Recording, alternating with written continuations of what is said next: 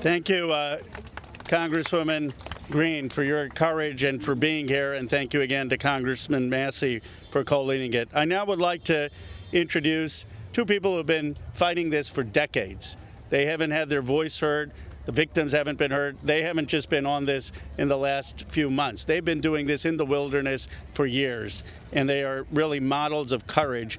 Bradley Edwards and Brittany Henderson, who are the attorneys for the victims. Thank you for being here.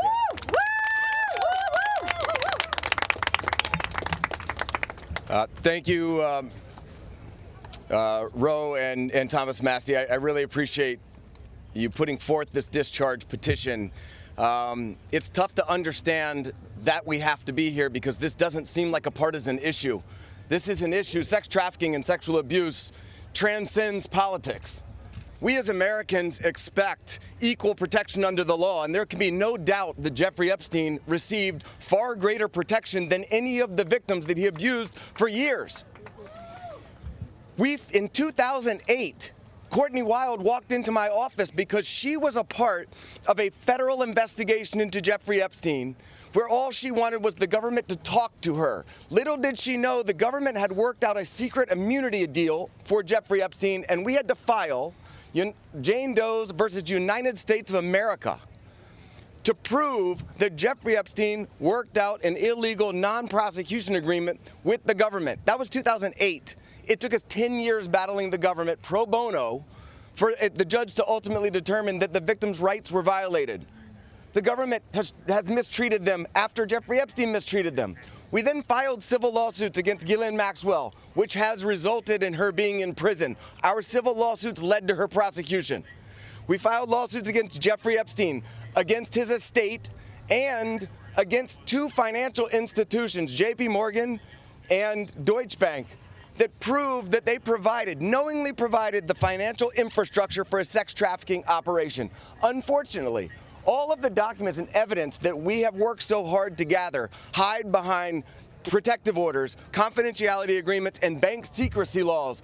That is why this discharge petition is so important. While we have seen the documents, you haven't. And when you see the documents, you're going to be appalled. And the American people deserve to see everything. When you sign this discharge petition, it should mean nothing is off limits. That means the documents in the possession of the CIA should be made available. Those in the possession of the FBI going back decades should be made available. The SEC, financial records in the possession of FinCEN should be made available. Everybody knows that evil flourishes in the darkness. Corruption flourishes in secrecy. It is time right now to make a difference for the women that are behind me right now. They have been courageous and fought through this whole thing. Whether you're a Republican or you're a Democrat, this one is an easy call. You're an American who cares about equal rights and equal protection under the law. If you care about these women, if you care about our country, and you care about this issue, this should pass with flying colors. I really appreciate everybody being here.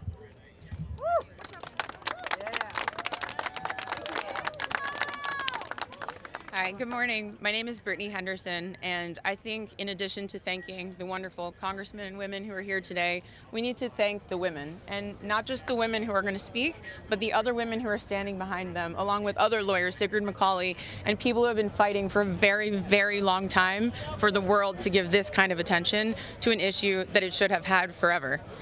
This administration has the opportunity to do what the past administrations did not do. This administration can either stand with the victims and stand for the victims, or it can continue to hurt the victims like has happened in the past. We aren't here just to ask for transparency, though. We're here, too, to ask for protection. The women here represent hundreds of other women who we have spoken to, many of whom were trafficked from other countries, from Eastern European countries where women don't have the rights that we have here. Women don't have the protections that we have here. And those women are terrified that their names will be released in these files. The government won't know that they're victims to redact and protect them. So we ask that you please, whoever is going to be in charge of redacting these files and in charge of this transparency, do it in a way that protects the women brave enough to to be here, but also protects the women who are terrified that every day when they turn the TV on, something bad is going to happen to them in Ukraine, in Russia, in whatever country they live in, because no one is listening to them there. So thank you for being here, thank you for listening, and please protect these women while we seek transparency. Good morning. My name is Anushka DeGiorgio, and I stand before you today as a survivor of both Jeffrey Epstein and Ghislaine Maxwell. I want to thank Congressmen Massey and Khanna for their role in putting together this very, very important bill. Every day of this journey toward healing has come at a profound cost to my mental health. But I am here. I chose to come because this bill really matters.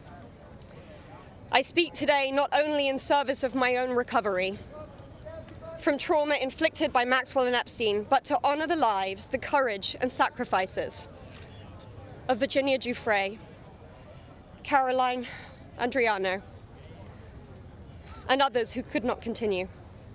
Their voices mattered. Their stories must not be forgotten. Accountability is what makes a society civilized. Equal opportunity and equal consequence for all. Consequences are not about punishment alone. They exist to deter future harm, to protect vulnerable, and to set a standard of justice. If Ghislaine Maxwell were pardoned, it would undermine all the sacrifices I made to testify and make mockery of mine and all survivors' suffering. That is why the Epstein Files Transparency Act is so essential. It requires the Department of Justice release all the records related to Epstein and Maxwell investigations, flight logs, immunity deals, internal communications, and even the records surrounding Epstein's detention and death. And crucially, it forbids withholding documents simply because of embarrassment, reputational harm, or political sensitivity. This is about ending secrecy wherever abuse of power takes root. But transparency alone is not enough. Survivors need protection, resources, and legal support. If this Congress is serious about justice, then let this moment also affirm your commitment to provide victims with the legal aid they need to confront abusers, to navigate complex systems, and to reclaim their power. Transparency must be matched by support, or else too many victims will remain silent out of fear and lack of access. The statistics demand action. Nearly 1 in 5 women in America will experience rape or attempted rape in her lifetime. Every 74 seconds, someone is sexually assaulted. Every 9 minutes, that person is a child. These are not numbers, they are people. They are your daughters, your sons, your constituents, your friends. Statistically, 1 in 5 of your families will face this nightmare. The days of sweeping this under the rug are over. We, the survivors, say no more. I want to help create a world where survivors of sexual abuse and abuse of power can come forward safely. And I ask Congress to join me in that effort, not only by passing this bill, but by ensuring that those who step forward have legal support to face their abusers and see justice done. When Judge Berman gave Epstein survivors the chance to finally speak, the world listened. After so many years, survivors were heard. That moment was historic, and so is this moment. For me, the turning point was when I had my daughter, and on the day she was born, I knew I had a responsibility to protect her and to protect all children. I have to use my voice, the voice that had been silenced by fear and shame for so many years. Make no mistake, my polished exterior is a shield hiding a wound that still bleeds. But through this wound, I have found purpose. To be part of lasting change in how we confront exploitation and abuse. And to be clear, the only motive for opposing this bill would be to conceal wrongdoing. You have a choice. Stand with the truth, or with the lies that have protected predators for decades. I am no longer weak. I am no longer powerless. And I'm no longer alone. And with your vote, neither will the next generation be. President Trump, you have so much influence and power in this situation. Please use that influence and power to help us, because we need it now and this country needs it now. Thank you.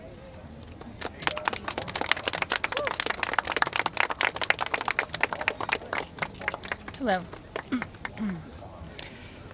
My name is Annie Farmer, and I was 16 years old when I was flown to New Mexico to spend a weekend with Epstein and Maxwell.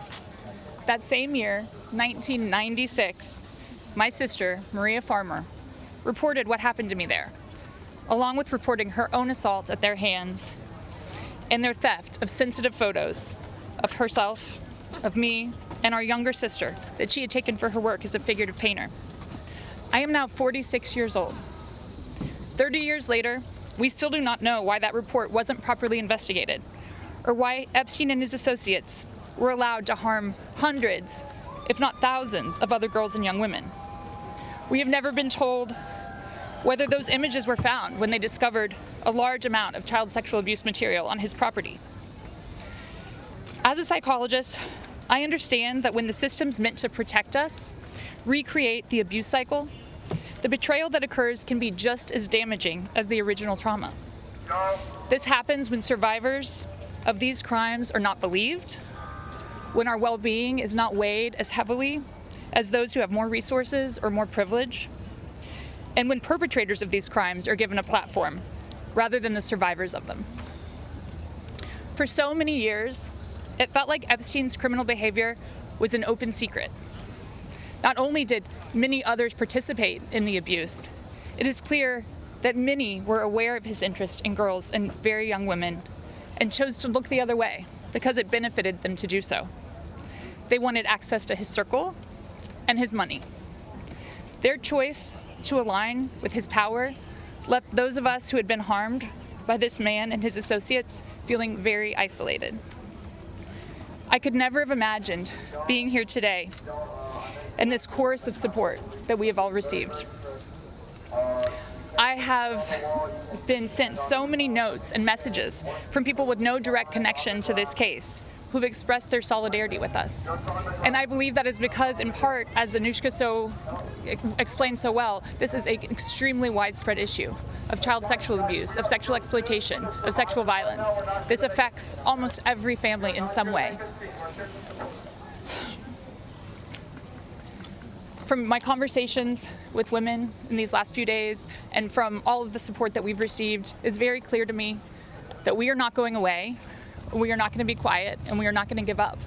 And I ask the American public to stand with us and not give up. At a time with record high levels of distrust in our institutions and a perception that there are two Americas, one for those with power and privilege and one for everyone else, passing this Epstein transparency bill is one important step that can be taken to prove to Americans that the government does not side with sexual perpetrators. A thorough public review of this information is an important step in preventing the type of systemic failures that have occurred in this case and harmed all of us. An important step towards healing for those involved. Thank you.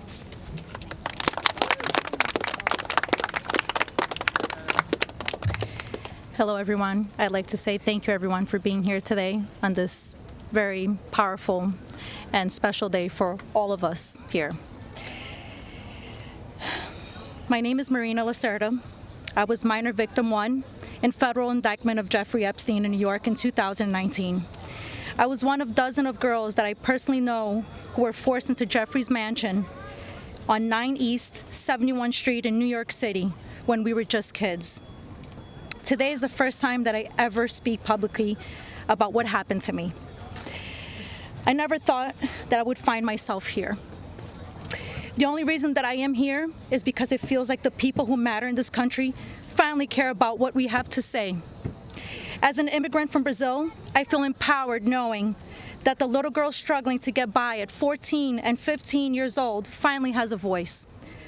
For the first time, I feel like I matter as an American. I was only 14 years old when I met Jeffrey. It was the summer of high school. I was working 3 jobs to try to support my mom and my sister when a friend of mine in the neighborhood told me that I could make $300 to give an older guy a massage. It went from a dream job to the worst nightmare. Jeffrey assistant Leslie Groff would call me and tell me that I needed to be at the house so often that I ended up dropping out of high school before 9th grade. And I never went back. From 14 to 17 years old, I went and worked for Jeffrey instead of receiving an education. Every day I hoped that he would offer me a real job as one of his assistants or something important. I would finally have made it big, as, like we say, the American dream. That day never came. I had no way out. I was, until he finally told me that I was too old. There are many pieces of my story that I can't remember, no matter how hard I try. The constant state of wonder causes me so much fear and so much confusion. My therapist says that my brain is just trying to protect itself, but it's so hard to begin to heal knowing that there are people out there who know more about my abuse than I do. The worst part is that the government is still in possession right now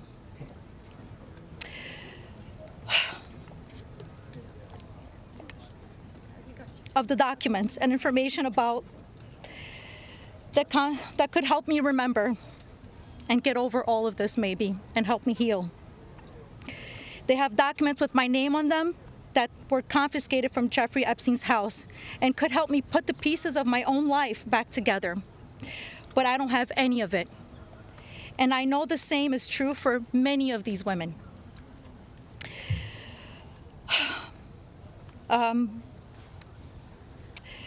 We are here to support this bill today, not only for transparency, but for the American people. But if the government is going to release these documents to the public, describing the crimes committed by Jeffrey Epstein and others, the least that they can do is give me my documents that they have about me. The other survivors deserve the same respect from our government. While identifying information must be redacted to the public, it is equally important to provide the victims themselves with unredacted information. I will never forget when the FBI agent showed up in my door in 2008. Jeffrey Epstein hired a lawyer to represent me, or more like to represent him, I like to say. I couldn't ask any questions, and I had no idea what was going on. I was terrified. Until today, I think most of us are still terrified. I thought somebody was going to kill me. I thought something was going to happen to my sister or my mother. It went further out to even maybe thinking something would happen in Brazil with my family. And then one day, the lawyer said that everything was just going to go away, like nothing happened. I didn't need to testify. When I asked him why, he gave no explanation. That was it. So why? Why was I never called to testify then? We could have saved so many women. We could have saved so many lives from being abused. Why did he get away with it in 2008? Why was he able to go on in the abuse with hundreds of girls after the Florida investigation? Why didn't they let me testify to help stop him? Our government could have saved so many women, but Jeffrey Epstein was too important and those women didn't matter. Why? Well, we matter now. We are here today and we are speaking and we are not going to stop speaking. Today, I stand here with the women who have really helped me to find the strength to come out and come forward to share my story for the very first time. Together, we are stronger than ever. While she may not be with us, Virginia Roberts, we will continue to use our voices to strengthen yours always. Thank you.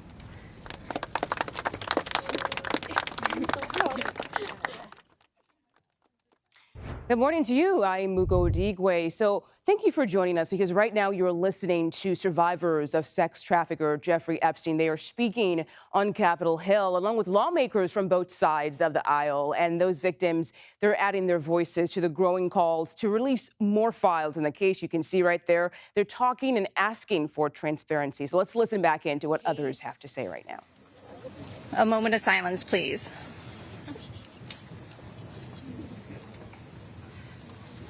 Thank you. My name is Courtney Wild. I was only 14 years old when I was introduced to Jeffrey Epstein by a 13-year-old friend of mine. The details of the abuse that he inflicted on me for years is not important today. In 2028, I was cooperating with the federal government in the investigation of Jeffrey Epstein. They sent me a letter telling me to be patient because this was going to be a lengthy investigation, but at the same time, they refused to talk to me and tell me what was going on. So I hired an attorney, Brad Edwards, because I was hopeful to get some answers. When I walked into his office at 19 years old, Brad sued the government for refusing to tell me what was going on under the Crime Victims' Rights Act. The only reason anyone ever found out that the government had already given Jeffrey Epstein immunity through the non-prosecution agreement was because our lawsuit forced the government to tell us. Otherwise, nobody would even know that today. Sometimes it's hard to believe that I had to sue the United States just to learn that my abuser was given immunity. I started as Jane Doe, but I decided I was proud enough to take on our country, and I was on the right side of history. We fought the government for 10 years to prove that the government violated our rights as crime victims and the crime victims' rights in order to protect a pedophile. We had to win the 11th Circuit Court appeals to force the government to turn over thousands of pages of emails between Jeffrey Epstein and the government. Those emails provided the proof that the government worked very hard with Jeffrey Epstein to violate our rights. Why? Why did the government work so hard to protect Jeffrey and not so hard to protect me and my other innocent friends? Why was Jeffrey so important to the government, and why was I so insignificant? Why did nobody but our lawyers care before now? It seems people have only started to care because of Twitter and politics. But I would like to say this has nothing to do with politics. This is not a blue thing or a red thing. This is an everyone thing. We can all agree on this. The injustice that has happened here, multiple, over and over. Everybody that talks about this just seems to make it worse. We need transparency. It's time for us to see beyond the curtain. Why was Jeffrey Epstein so protected? Who is still being protected, and who protected them all, so the world can understand how Jeffrey was able to abuse so many of us for so long. I was lucky to have Brad Edwards, Brittany Henderson, and Paul Cassell take on my case pro bono and fight fearlessly over 20 years' time. I would like to thank them, and I'd also like to ask the Trump administration to please sign off on the Crime Victims' Rights Reformed Act, the Courtney Wild Crime Victims' Rights Reformed Act that's we're trying to get passed here, so we can close the loopholes in the CVRA case that Epstein's attorney used to their benefit to get away with this. Thank you so much.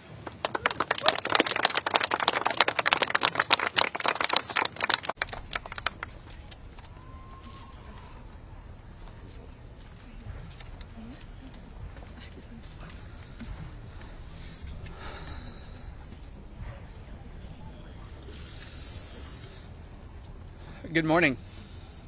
First and foremost, we want to extend our deepest gratitude to Brad and Brittany Edwards, Congressman Massey and Kana, and above all, the brave survivors who have entrusted us with the privilege of speaking today on behalf of Virginia. Robert Giuffre, as her family. We are here today because we support H.Res.581, the Epstein Files Transparency Act, in its entirety. But as much as this bill is about shining a light on truth, it's not just about the bill. This is about justice. This is about survivors.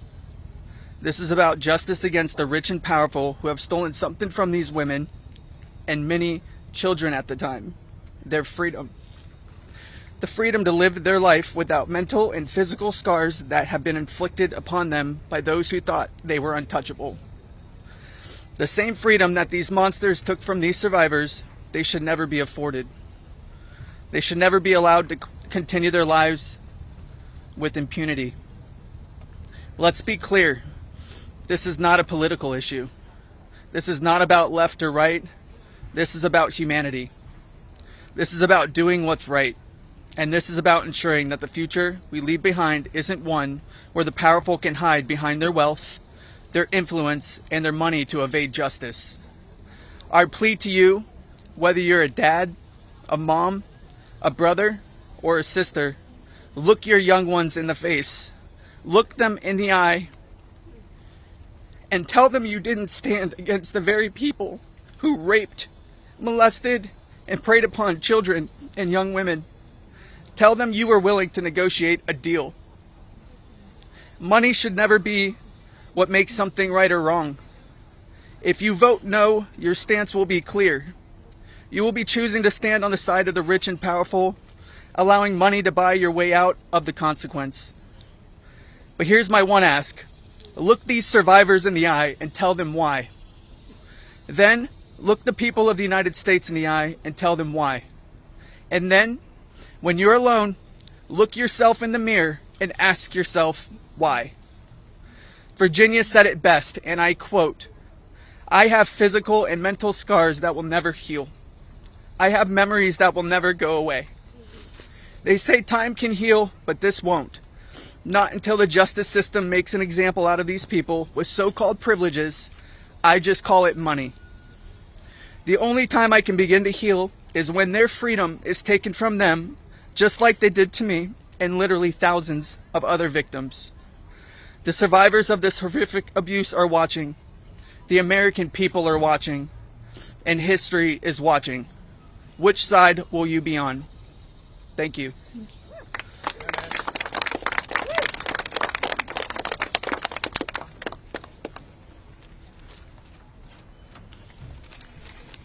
Hello, my name is Jenna Jones, and I was only 14 years old when my friend brought me over to Jeffrey Epstein's house in Palm Beach in 2003. I had a terrible home life, but I was such an innocent kid then. I always did my best in school, and I had such a positive outlook on life. Until that day that I met Jeffrey, I have never been more scared in my life than I was that first time that he hurt me. I remember crying the entire way home, thinking about how I couldn't ever tell anyone about what actually happened in that house. This guy was so rich and had so many pictures with so many famous people, and no one would have ever believed me if I told them. I want to thank Congressman Rowe and Congressman Thomas Massey for having me here today. It was really hard for me to find my voice and to become strong enough to speak about my abuse. I didn't come forward until 2019, and even then it was like I was afraid of a ghost. I know that I was just a little kid, but sometimes I still feel like it is my fault that this happened. Being given the opportunity to speak at the United States Capitol building about something that is so important, not just to me and the women before you, but to the entire country. Together, we can finally make a change. And that is thanks to the people like these two congressmen and their teams who actually care about the victims. If you are a member of Congress and you are listening to all of us speak here today, please really listen to us. Please vote for this bill to be passed. Please recognize how important it is for transparency relating to Jeffrey Epstein. Whether you are a Democrat or a Republican, this does not matter. This is not about sides. You are an American, and you are a person who has chosen to serve in an elected position to stand up for those you represent who cannot always stand up for themselves. We are those people. We are the Americans that you promised to protect. And we need your help. please, President Trump, pass this bill and help us. Make us feel like our voices are finally being heard. Thank you.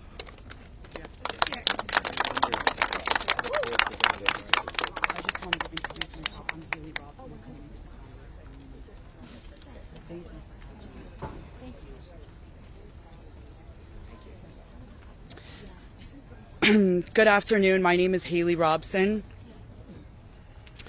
I was a 16-year-old high school student athlete who made good grades and had high aspirations for college when I was recruited and asked by a classmate of mine alongside with a 20-year-old male if I wanted to give an old rich guy a massage. But what high school girl would not want to do that? That day changed my life forever. And when I got into the massage room, Jeffrey Epstein undressed and asked me to do things to him. My eyes welled up with tears, and I have never been more scared in my life. When it was over, he paid me $200 and requested in exchange that I bring a girl each time to make another $200. I told him I did not want to do that, and then he gave me an ultimatum. Either you come here and massage me when I call you, or you bring me friends of yours to massage, and I will give you $200 per girl for each time she comes. I felt and hoped to never hear from him again, but he called me every day. He was so wealthy and powerful, and he would not let me go. I felt I had no choice. If I disobeyed him, I knew something bad would happen. So knowing I did not want to be sexually abused, I started to bring him other girls from my high school, and he paid me $200 for bringing them. I just hoped each time it would be the last time. One day, the stepmom of one of the girls brought him and called the police on Jeffrey Epstein.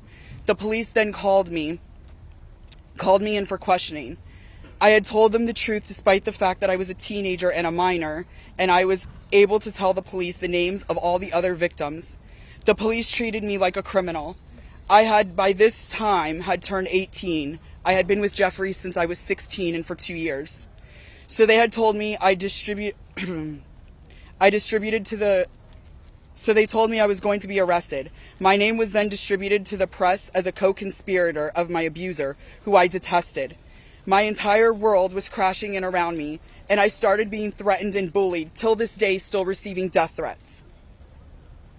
I was singled out and for many years had to suffer a smear campaign of lies about me because of the way that I was portrayed by the press. The press made me out to be a predator when I was just a 16-year-old little girl who was sexually abused by a powerful man and an evil man. For years, I had no friends. My boyfriend was murdered, and there was nowhere to turn. The government, after investigating more, learned that I was true a victim, but the damage was done and it was too late. There was no way to undo the harm the press had caused me. In 2019, I met Brad Edwards and Brittany Henderson. They changed my life, and they believed in me and have helped me to finally heal. Healing is a process, and I may never get there. But the passage of this bill requiring the government to produce all the evidence that it has gathered on Jeffrey Epstein and Ghislaine Maxwell is a huge component of healing for me and for the many other women who have suffered for so long. For many reasons. First, we and the rest of the world need answers. Why was he so protected? And why didn't anyone ever care to stop him? It doesn't take a brain surgeon to know that if he is spending thousands of dollars a day paying high school girls he abuses and other access to, and had a lot of access to cash. I learned through my attorneys in the JP Morgan class action case that there were years when his staff withdrew over $1 million in cash a year. Was that not a big enough red flag? There were wire transfers to other victims, and the government did not protect us. The banks did not protect us. So lift the curtain on these files and be transparent. Every single time a new conspiracy gets circulated in the media, whether he is still alive, what powerful person had him murdered, who was on the Epstein client list, and there are names going around on TikTok and Instagram, we, the survivors, are suffering severely. We take our kids to school and everyone is talking about it. We can't read the news or do anything without hearing crazy stories that are only able to live on because the government continues to hide the evidence and the truth. So people just make up stories. Those stories hurt. They hurt real people who have already been hurt.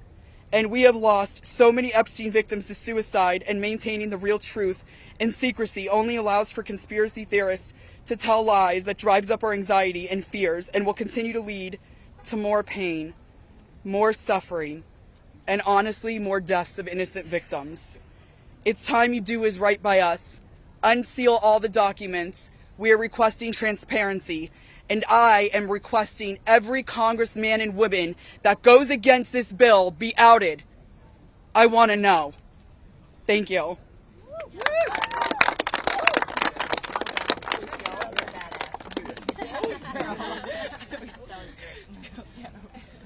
Tear into the press and tear into Congress. Hi there, my name is Lisa Phillips, and I'm the host of a award-nominated podcast called From Now On, a platform supporting survivors.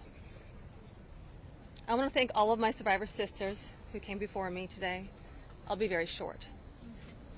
In the year 2000, I was taken to Jeffrey Epstein's island while on a photo shoot on a nearby island. Who I saw and what I experienced there was a glimpse into a very dark and disturbing world. For years after, I tried to avoid Jeffrey, but he had introduced me to Katie Ford, the owner of the Ford Modeling Agency. Epstein's reach went to the very top of fashion, arts, and entertainment. This did not just happen to underage girls in Florida. In New York City, hundreds of young, ambitious women were abused by him. Epstein was not just a serial predator, he was an international human trafficker. And many around him knew, many participated, and many profited. And yet, he was protected. So I stand here today for every woman who has been silenced, exploited, and dismissed. We are not asking for pity. We are here demanding accountability, and I'm demanding justice. Congress must choose. Will you continue to protect predators, or will you finally protect survivors? And also, I would like to announce here today, us Epstein survivors have been discussing creating our own list. We know the names. Many of us were abused by them. Now, together as survivors, we will confidentially compile the names we all know, who were regularly in the Epstein world. And it will be done by survivors and for survivors. No one else is involved. Stay tuned for more details.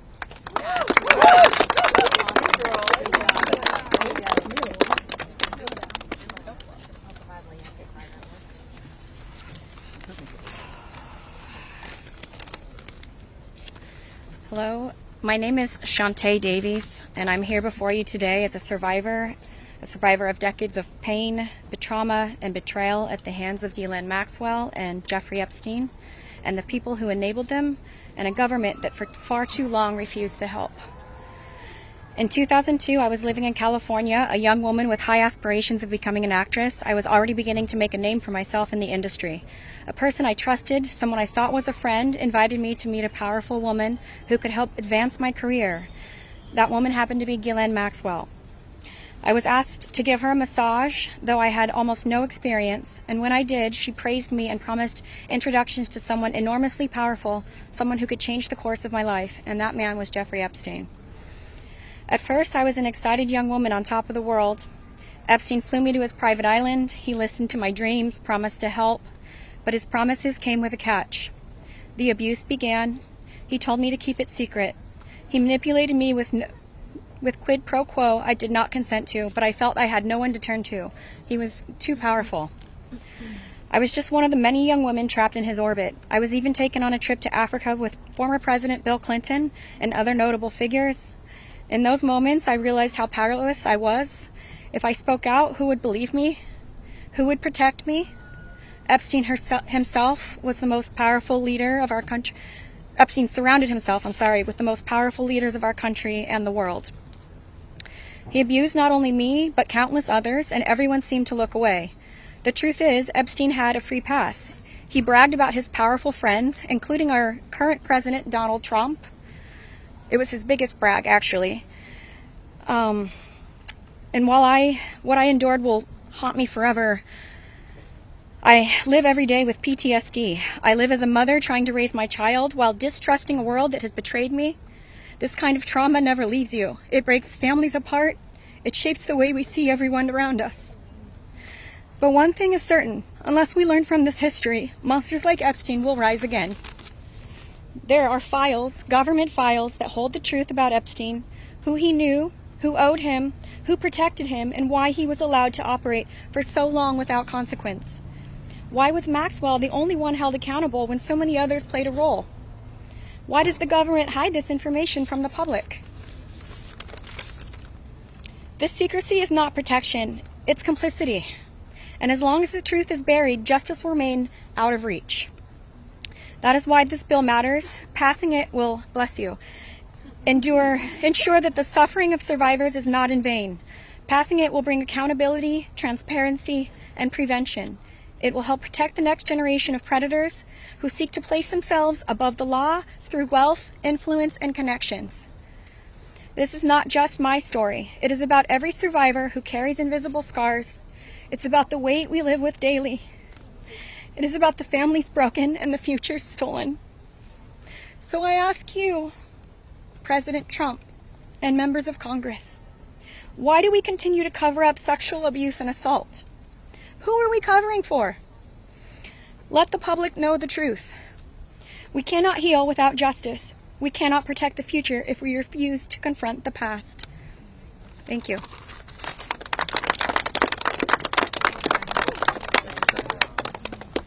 Let's just give a round of applause for all the courage and strength that the survivors have shown. We now will take a few questions. You can always get Congressman Massey, me, or Congresswoman Green in the hallways and other places. If you have questions for us, that's fine. But I wanted to see first if you have questions for the lawyers and the survivors, and Brad will facilitate any of the questions to the survivors. Yes? Yeah, this question would be for the survivors, Mr. Edwards.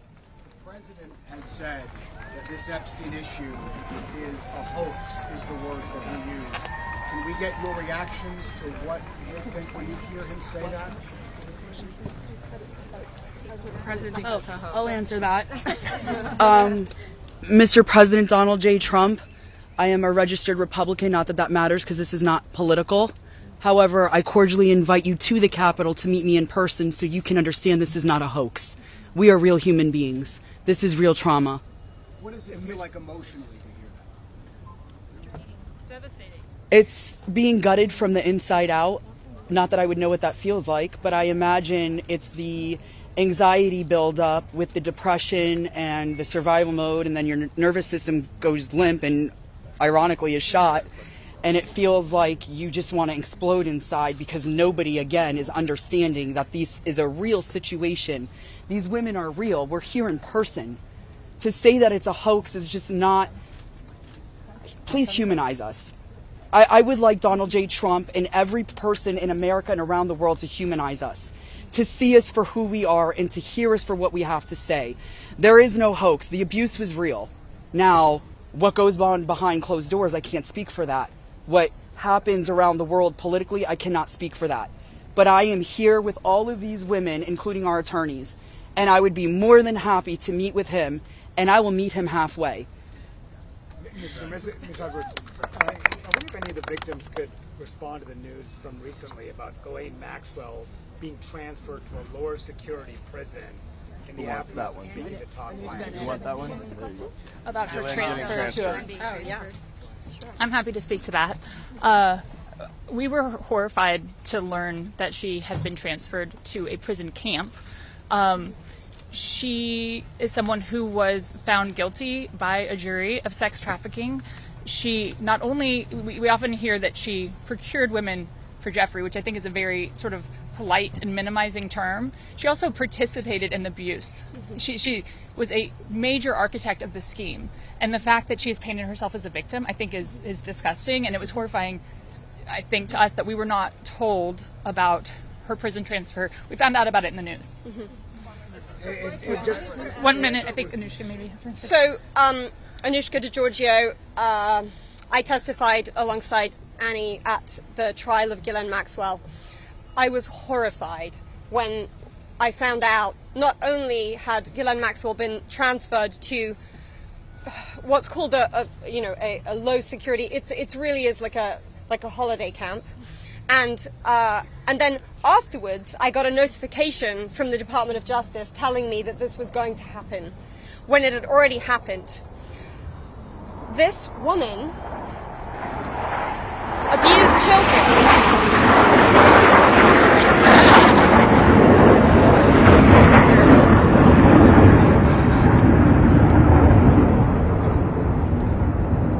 I was abused by Jeffrey Epstein and Ghislaine Maxwell for over 10 years. Ghislaine Maxwell was present for some of my abuse at the hand of Jeffrey Epstein. She was present, she was complicit, she was enabling, and it is appalling and disgusting. And it's one of my worst nightmares that she not only be transferred, but at the possibility that's very much going around that she might be pardoned. This is not okay, guys. This is not okay. And I just want to add that I think it sends a very dangerous message to our country, to the young people in our country, that someone that we all know is aware of these crimes could be given a pass. And just for the last one, the last survivor who just spoke, the last survivor who just spoke, she said that Epstein would brag about her relationship with Donald Trump. Could she please elaborate about that? Shante. Get to the microphones. Get close. Yeah, I did say that.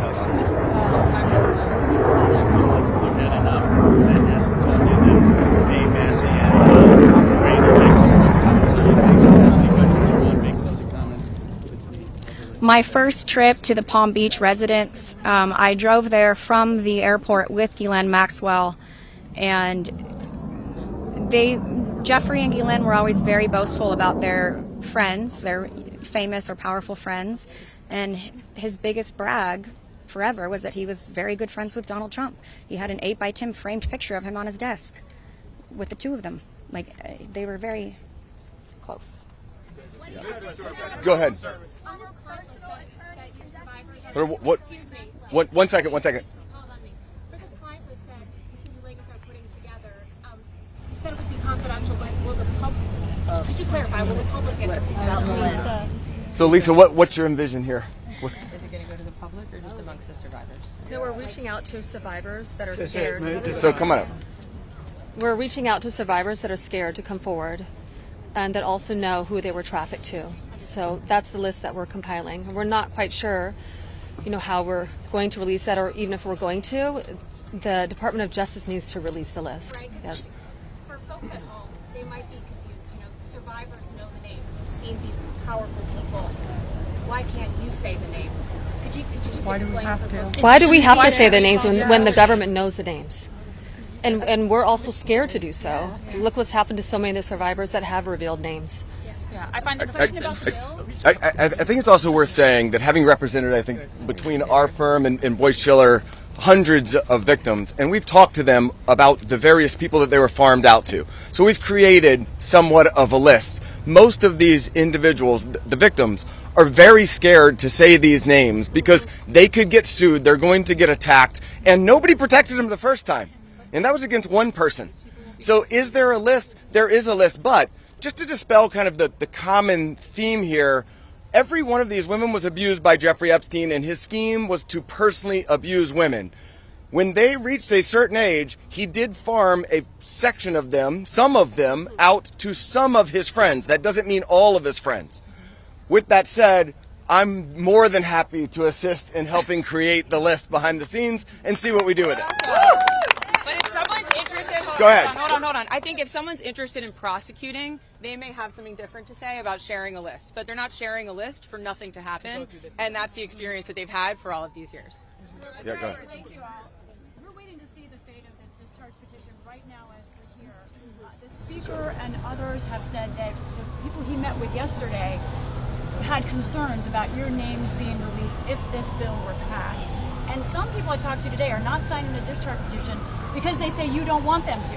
Can you clarify if that is accurate? Do any of the survivors here not want the bill to pass?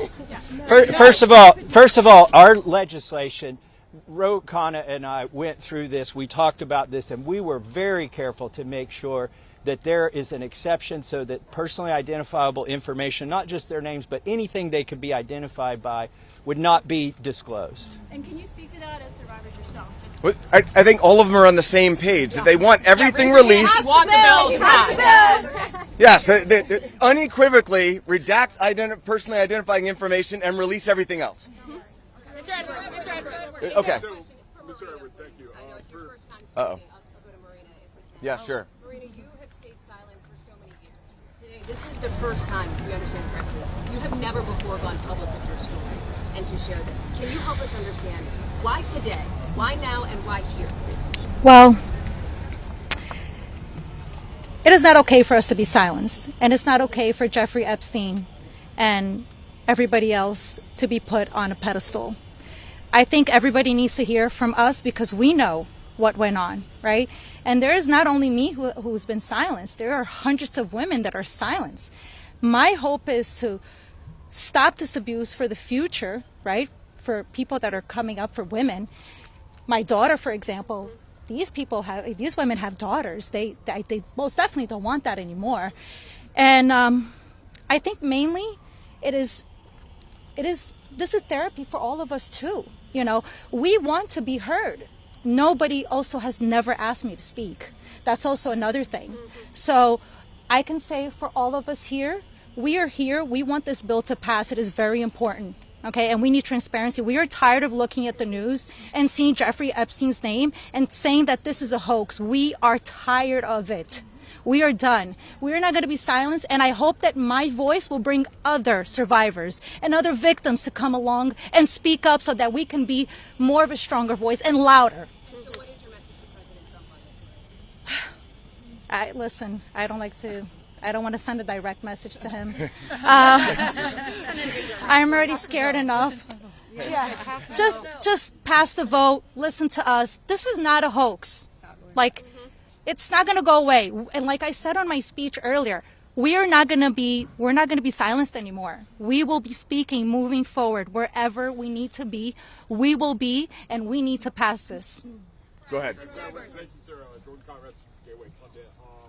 For years we've heard that there's an Epstein client list or some kind of list. Now we hear from DOJ that there's no list. Questions for all the victims. What do you guys think? I know you're working on your own list, but do you believe that Jeffrey Epstein had a list? Yeah. So there's not a list. Yeah. So here's what it was. Just like you heard everybody today, Jeffrey Epstein created through an organization of enablers, of people that were on his payroll. It was a complicated scheme where others should still be investigated because they helped to enable him and operate this scheme. Without those people, he could not have done this. But the purpose was for him to personally abuse people. With that being said, certain of his friends, he farmed out certain of the women that he was exploiting too. But that wasn't the primary purpose of that scheme. And I don't think he wrote the names of those people down. There's not a list of, hey, here's all of the people that I sent females to. That's just not how that organization worked. Mr. Edwards, Agreed? Is there any evidence that Jeffrey Epstein was involved with or tied to the CIA or a foreign intelligence operation? I think that the safest thing for me to say is all files should come out, whether it is with the CIA, FinCEN, SEC, FBI. I'm not just making these up haphazardly. I'm giving you a roadmap where to look. So if this bill... Go ahead.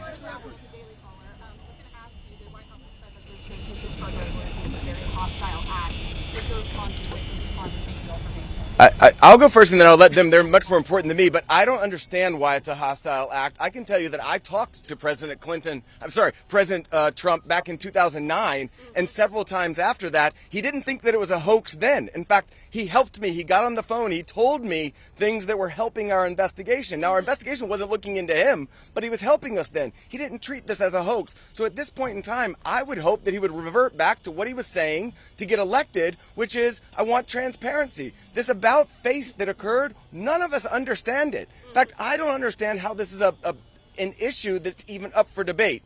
How do you not stand behind these women after you've heard their stories and know that hundreds of them were abused, and it was only because files are being kept in secrecy? The world should know who he is, who protected him, and the other people that are out there to be investigated need to be investigated. Go ahead. Are there any people who are currently serving in government who are named, who you know of, are in these files, who you had relations with, anything of that sort, who Jeffrey Epstein connected you with? Are you willing to say yes or no? I don't think I can answer that. Mr. Edwards, Sorry. Mr. Edwards, are you representing Virginia Roberts Dupre, correct?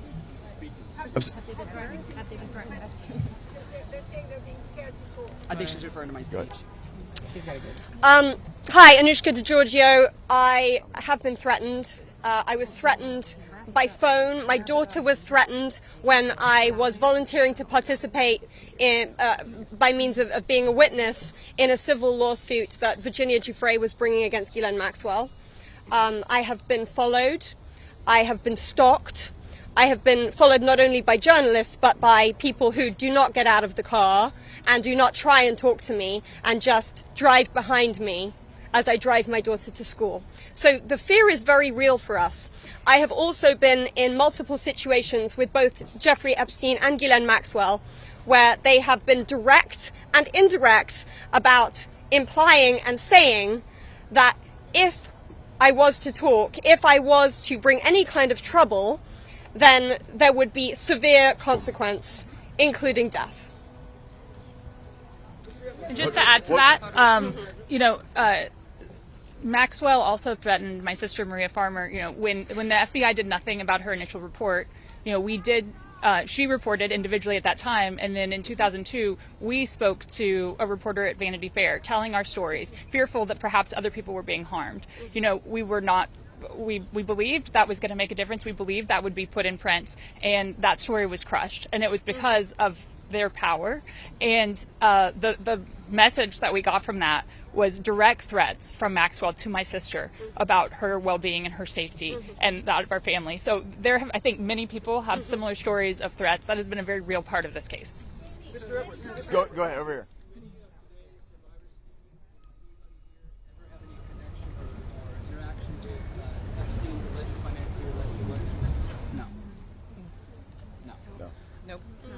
Do you want to address that? I just want to All say, right, if you are just joining us, we have been listening to survivors of sex trafficker Jeffrey Epstein. Those survivors out there on the steps of Capitol Hill calling for more transparency and the release of more files related to the case. We heard from many of those women. Their testimony very emotional. One woman talked about being abused for more than 10 years. Now, at the same time, for our viewers who are watching, wondering why there was that sound of planes going on overhead there. A lot of those speakers had to pause to let the planes move by, and that is because of a flyover that's related to the Polish president who's visiting President Trump at the White House today. But we're going to focus right now on those survivors and what they are calling for. I want to bring in CBS News Justice correspondent Scott MacFarlane. Scott, thank you for joining us today. I know that files were recently released, documents were recently released in connection to this case. I'm hearing 33,000 of them. So a lot of pages to go through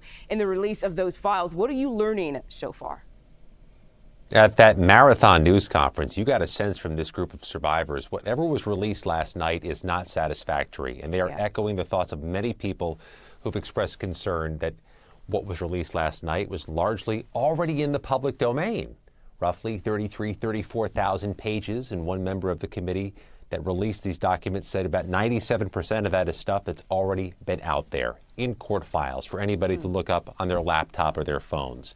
The remaining 3%, largely flight logs that give very little indication of who was on the plane with Jeffrey Epstein when he took off from point A to point B. So you leave last night with a big pile of paper. You begin the morning with very few, if any, revelations.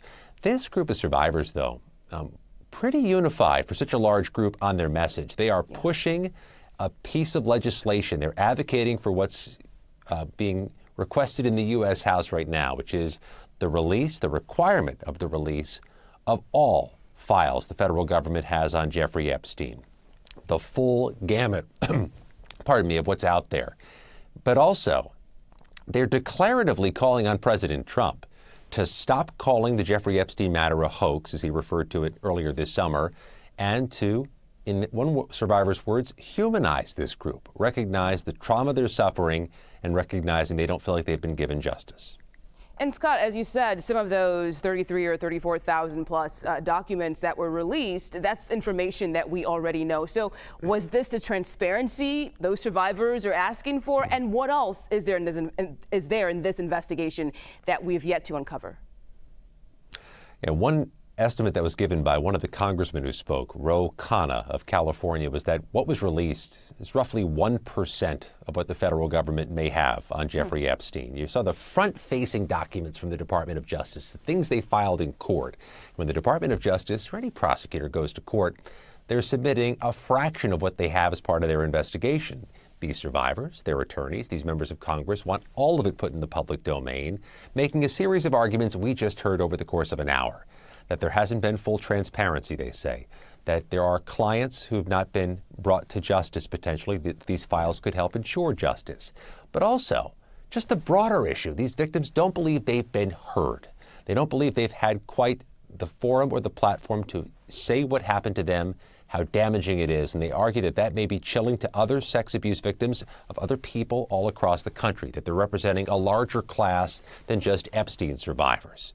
But it was noteworthy that these two congressmen, the Republican from Kentucky, Tom Massey, the Democrat from California, Ro Khanna, have not just formed a bipartisan group trying to get legislation passed, but they have gotten these survivors to be surrogates for their cause at a pivotal moment when they're trying to get the support right now, right this week, in the U.S. House. All right, Scott MacFarlane, thank you so much for your time. We appreciate your analysis.